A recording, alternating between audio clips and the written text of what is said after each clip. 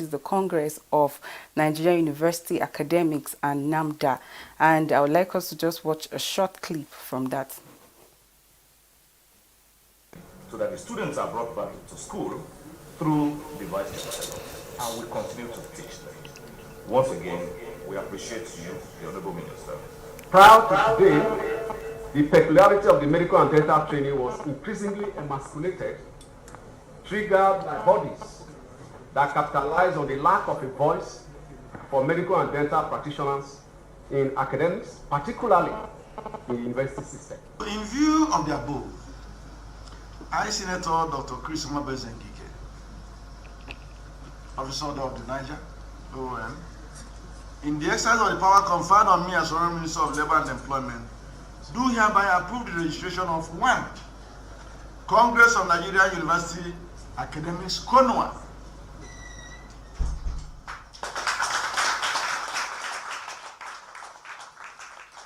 Interesting, Sele. Of course. Now, beyond ASU, we're having another fraction, a breakaway faction. And these are also lecturers from the universities.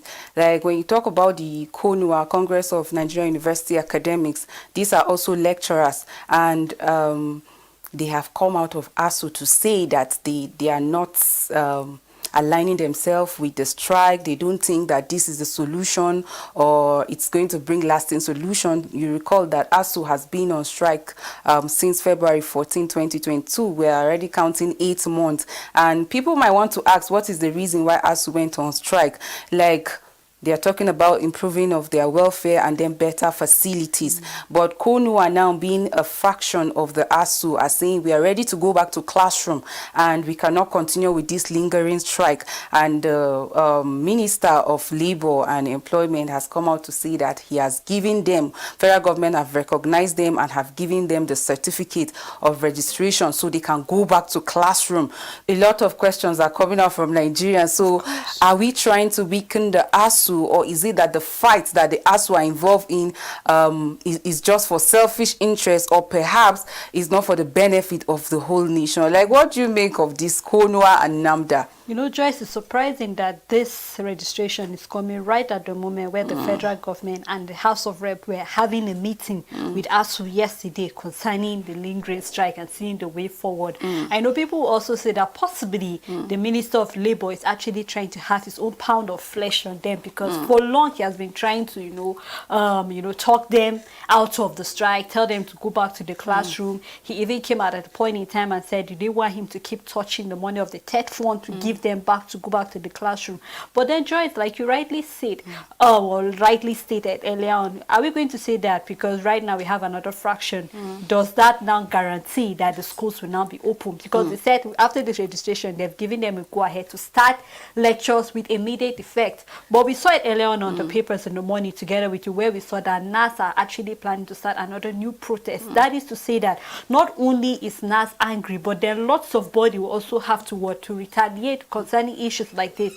How comes where questions will begin to come up or spring up, the fact that we still have the Labour Congress? What are they doing about this? Because this is still part of what concerns them as a union, and we know how much power ASU have when you talk about the union. And you rightly stated some of the reasons why ASU went on strike. This is not just a case that started yesterday or even last year. We're talking about an agreement that was signed since 2009. I know people have come out to say that if we're going to look at what was in the 2009, many administrations have passed since then. But we are forgetting that for any administration that is coming, you inherit both the gain and also the failure. And then you have to look at how can you address such thing. It's surprising that while we are trying to celebrate the World Teachers Day, we're still having this, having this issue, And when you tend to look at what is the theme for this year, they're trying to see how teachers can be appreciated, because it's supposed to be a time where we can tell our teachers, thank you. How can we have the professors? How can we even have the Senate and even the House of Reps if these teachers didn't actually put them in the right way?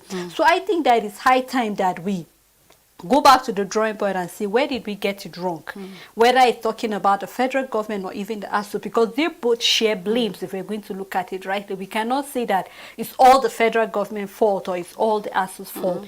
People have said all they had been doing the past 12 years is just lip service. There was no document stating clearly that this is what we want. If not, when they went to the industrial court, they would have had a case.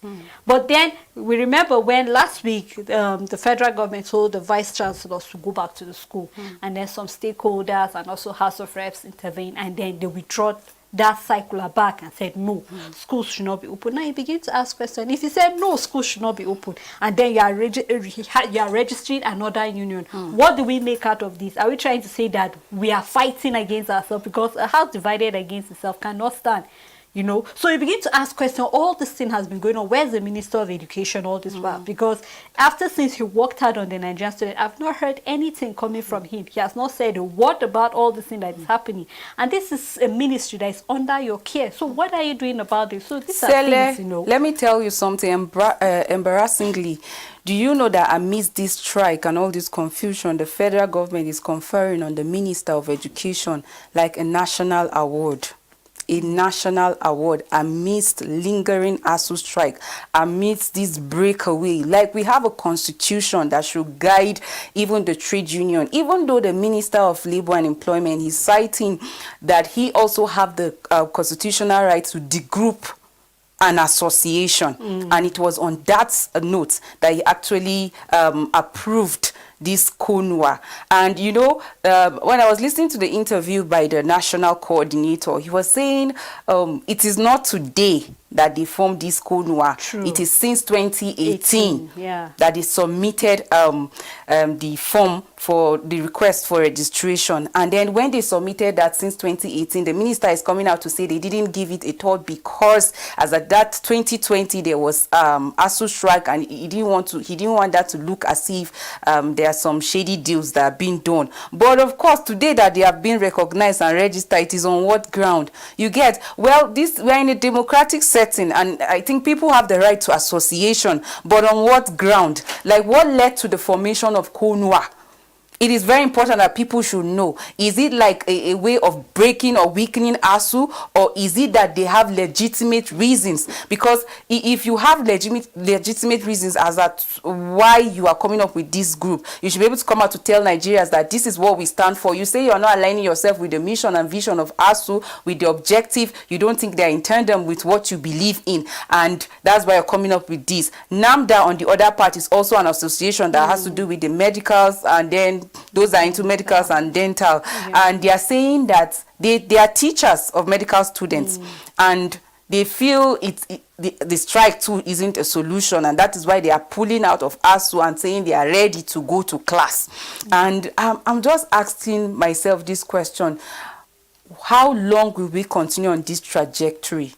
Like, ASU have been on the table bringing their demand. ASU is an association with the highest number of intellectuals in our country. And I don't know how we think, or let's say the representative of the federal government, when they go to table to sit with ASU and they are bringing up their request, like, how is it that they don't even argue some of these things, that at the end of the day they sign, they agree, and when they take it back to their masters, they say no, they are not going to meet these needs? And how long are we going to be going on strike? I said earlier on that if KONU are saying they are ready to go back to class, are they ready to accept unimproved welfare? Are they going back to the dilapidated structure? Will they also later go on strike? Or they are saying that whatever that is being given to them, they are going to appreciate the federal government and they are going to put in their best?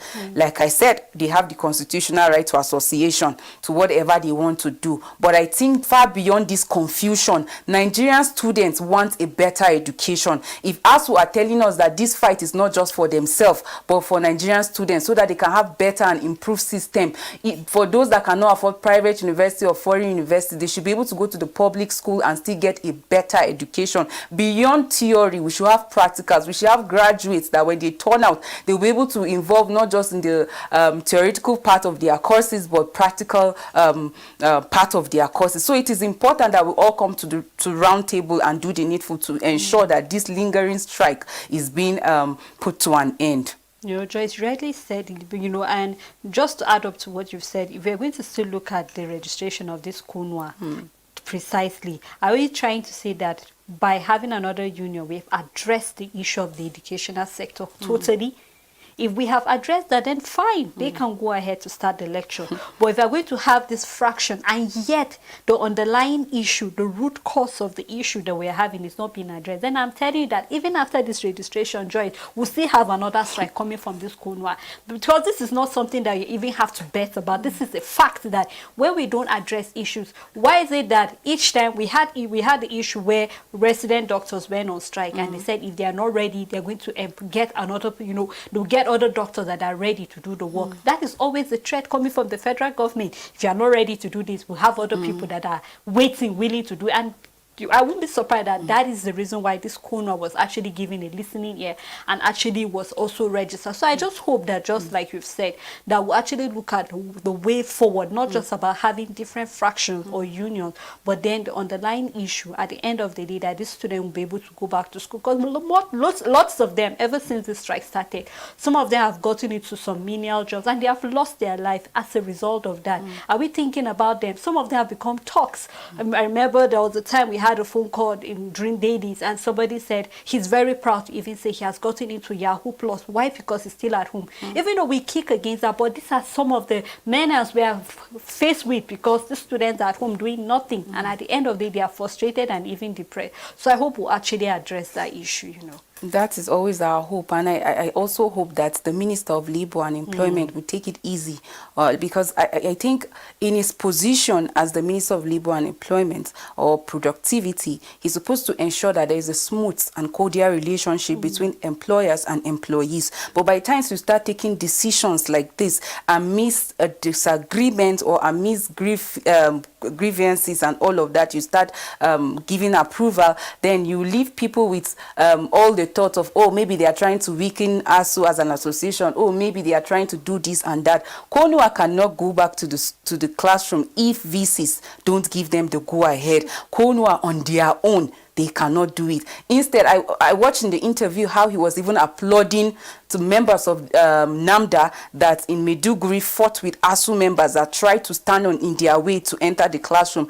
And he said he applauded that behavior. No, as leaders, we shouldn't be engaged in encouraging such behaviors. We shouldn't be seeing ourselves trying to encourage or promote such kind of deals. It's so not proper. I think dialogue has always proven to make things work. So far beyond let's shun the violence, let's go back to the drawing board and settle all these things. Sele, moving on now, our president made a speech that during a corruption summit recently, he said corruption has undermined our education, like still on education, corruption has undermined our education.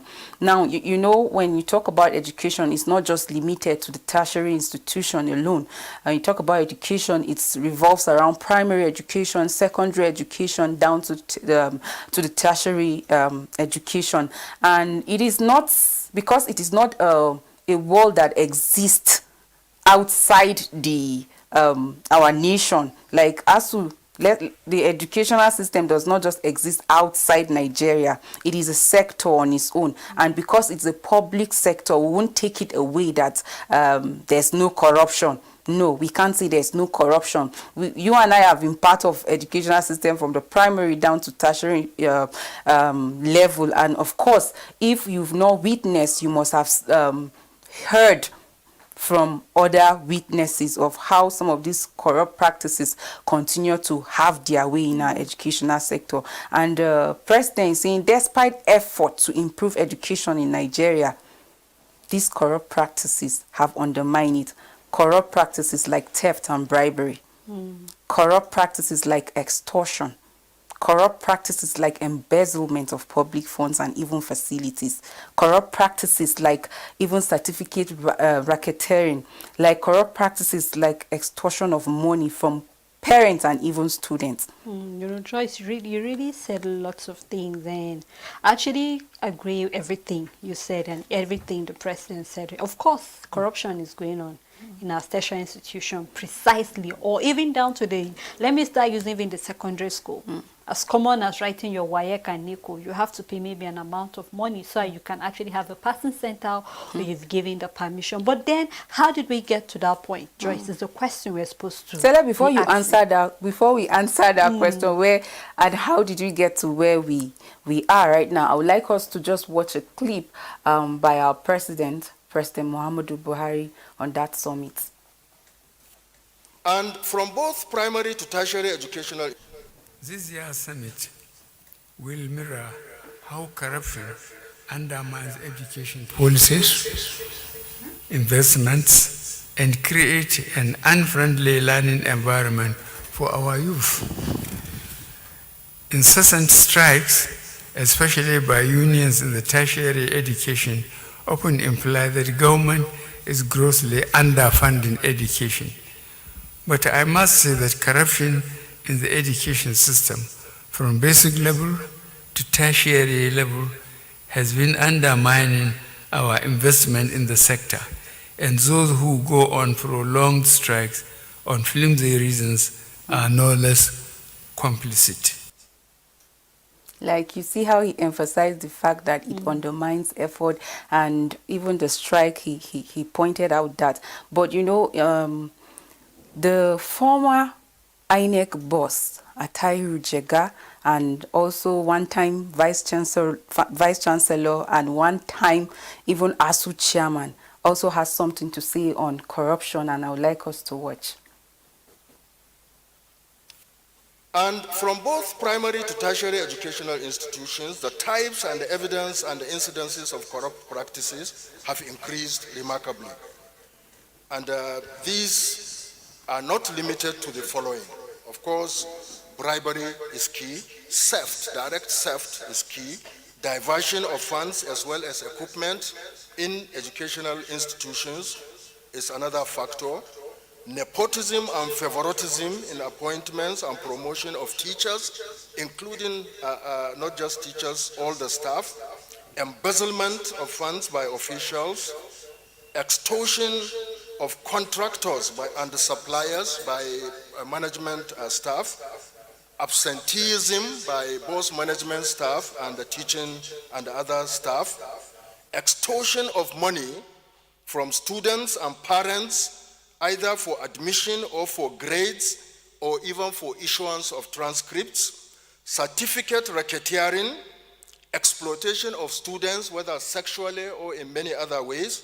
All these are incidences of corruption which abound, which are documented, and they cut across the entire education system. That was the former INEC boss, and he has even listed being a one-time ASU chairman. And he said these things are evidence in our tertiary institutions. And Sele, just look at the list. Look at the list. Quite long. What do you make of that? Just like I said before we watch that video, we have to look at how did we get it? Where did we get it wrong? How did we get where we are presently? Because I believe that the educational sector has not always been that way. But somewhere, somehow, we actually miss something. And I feel that we need to fix that thing. Because if not, this list will keep going on and on and on and on. And after this administration, the next administration will come and we'll still be having the same thing. So I believe that if we know the underlying issue, then we should go straight to actually addressing it. Even though part of the thing the president even mentioned was the fact that some lecturers are actually, you know, full-time lecturers in more than one institution. And I ask question, why are we having that? If you're not actually paying the lecturers, well, definitely they have families that they cater for. Definitely they have to teach in more than one tertiary institution. It was on the paper recently, part of the reasons why they said they're going to increase I think the salary for the professors to be like 800,000. They said that is still way below because they have to increase their salaries because they actually need to be well taken care of. We are saying that the change in education has to start with the teachers or our lecturers. Then we have to look at how can we take care of them. Recently, just yesterday, we had where there were some ghost schools talking about the school feeding program that the federal government said they have actually initiated to be able to, you know, permit me to use the word, ginger the primary school students to go to school. But we had over 300 schools in Nasarawa State alone where there was no existence of any school like that, and yet money has been given for feeding. How comes? What is the Commissioner of Education doing in that state? That is one out of other 36 states, including the FCT. Where was he? Because for every money that is being allocated to such a feeding program, I believe there's somebody that is in charge of it. Even though there are always issues where you see after the school, money is being disbursed for this particular thing, you have to give the share to another person, and that is how we get. And we're talking about balance. Like, you need to take a look at what these students eat. You even cry and shake tears on behalf of them. And we're still saying that there's school feeding. When you don't address that, we'll still have corruption. Are we going to talk about the fact that the president said just recently in 2019 he signed an initiative that will actually protect schools? But from 2019 till date, can we mention the number of schools that have been attacked by terrorists? Not to talk about till date, we're still having some of the better school in Kaduna. Some of the boys are still in captivity. So there's lots of underlying issues, but as far as we do not address those underlying issues, we'll keep having this list going on and on and on, and corruption will be there. Even though I have to applaud the president because he's trying his best. He was given an award for corruption icon, but then we still have to do much more than that, because if we say that education is the bedrock of any society, then we really have to go down to the underlying issue, the root cause of why we're having this corruption in the educational sector, address it, and then when we're able to address it, then we'll say the educational sector will do better. Very true, Sele. Corruption has continued to be a bane to national development. If you don't deal with corruption, we continue talking about poverty. We'll continue to talk about unemployment. We'll continue to talk about out-of-school children. We'll continue to talk about insecurity. Unless we deal with this cankerworm called corruption, we will go nowhere. Sele, let me tell you, as a nation, if you know how that people have turned the national treasury to looting ground, like everybody just come and take his share and nobody sees anything. Far beyond the educational sector, we have seen corrupt practices even in MDAs, government ministries. People no longer think of public interest. It is their personal interest that they are bothered about. Everybody wants to go there and they would use the word having my share of the national cake.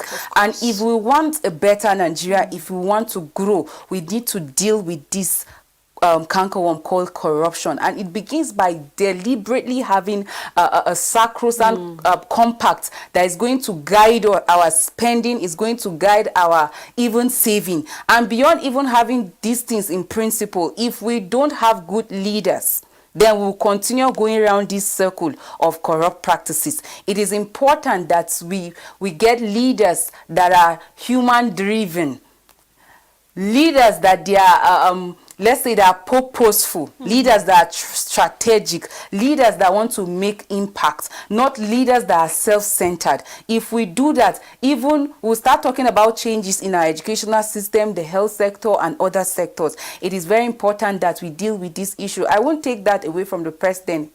Corruption has actually undermined not just the educational sector, but other sectors in the country and the country in general. So it is very important that we deal with that. Some people might want to ask, oh, if in the educational sector, corruption is a bane, how do we deal with that? ASUA has come to the table with a demand: improve our welfare. If the government is able to improve funding, is able to improve like the welfare in general, I don't think anybody will have any reason to embezzle. Though we are not saying that this is an excuse for any staff or lecturer, teacher at any level to go into corrupt practices, because there's no excuse for failure. But then if we have improved funding, then I don't think anybody wants to collect bribe of 1,000, 5,000 or want to extort anybody. We have to deal with this, and I think if we're able to address this issue, then as a nation we are going to grow. Our time is fast spent, Sele. Well, in a minute I'll just like you to just say your final word. Well, I think for me, what I would take is the fact that we've said this thing. Just to address this issue, we need to check the policies, because if we say the politics does not affect us, definitely the policy will affect us in one way or the other. So I feel that we have to do the right thing by having the good leaders and actually having the political will to change the narrative of things happening. Thank you so much, Stella, for doing this with My me. And to pleasure. our viewers out there, many thanks to you for staying right there with us. Remember, you can always be a part of an active conversation on Equa Television International on Facebook, and you can always drop your comments. We'll, of course, read them. Remember that character is key to having good governance. Let's go out there and look out for leaders who have humanity rather than self-interest. Thank you.